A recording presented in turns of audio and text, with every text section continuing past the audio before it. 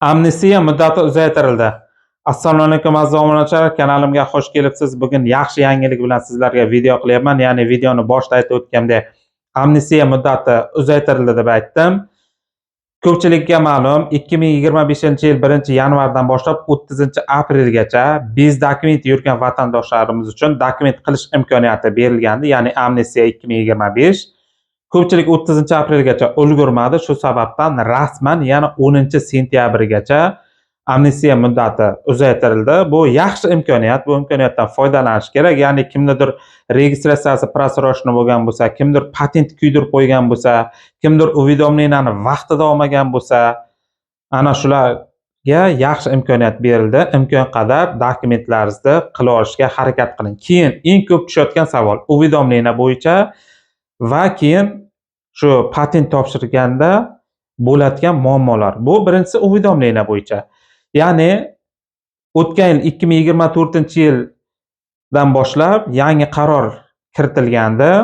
Yangi qarorga bo'yicha patent olganingizdan boshlab 2 oy ichida siz уведомление olishingiz majburiy edi.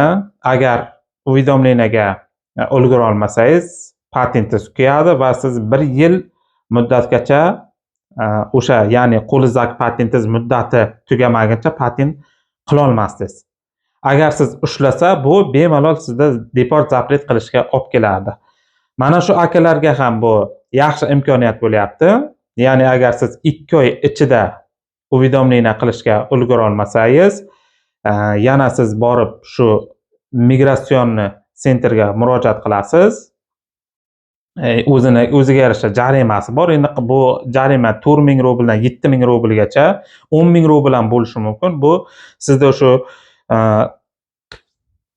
qancha biz dokument yurganingizga qarab o'zlari jarimani belgilab berishadi. Ikkinchisi bu shu migratsion sentrga, ya'ni patent topshirishga bo'layotgan muammolar. Bu qanday muammo? Ko'pchilik borishyapti patent olish uchun. O'sha mana o'z bilasiz, oynani orqasida bir ayol kishi yoki erkak kishi shu siz patent topshirishga оформлениеga inson o'tiradi. O'shanga tushuntirib bera olmayapti. Ya'ni ularga nima deyish kerak? Ukaz bo'yicha keldim deyish kerak. Ko'pchilik borishyapti, bu gapni aytishmaydi. Ular qarashadi, ozmoz savol-javob qiladi.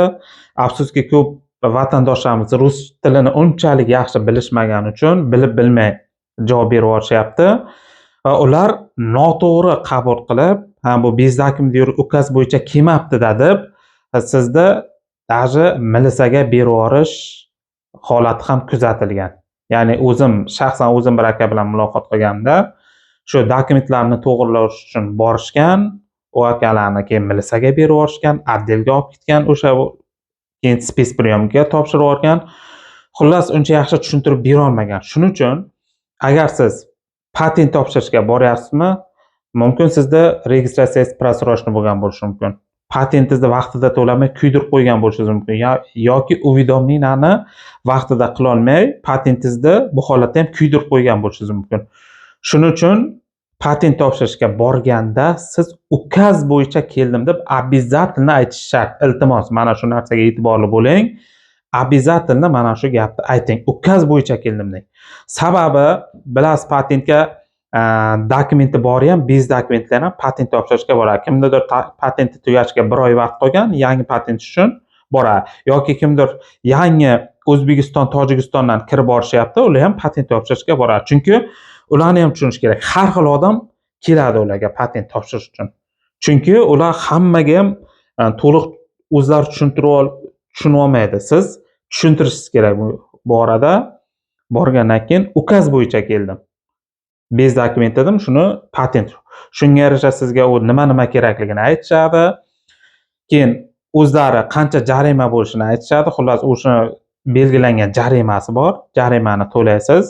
Ular aytgan dokumentlarni topshirasiz va keyin bemalol yangi patent olish huquqiga ega bo'lasiz. Bugungi video shulardan iborat edi azizlarim. Iltimos, bu videoni imkon boricha o'z yaqinlaringizga tarqatib qo'ying. Ya'ni ko'pchilik bu muammoga duch kelishyapti ekan, обязательно bez dokument bu patent topshirishga borishganda ukaz bo'yicha keldim deb aytishlari shart. Bo'lmasa o'zlariga muammo orttirib olishlari mumkin. Shunday qilib bugungi video mavzu shulardan iborat azizlarim. Agar kanalimga yangi bo'lsangiz podpiska va bittagina like bosib qo'yishni unutmang. Pastga kommentariya va opsiyaga Telegram guruh ochganman azizlarim.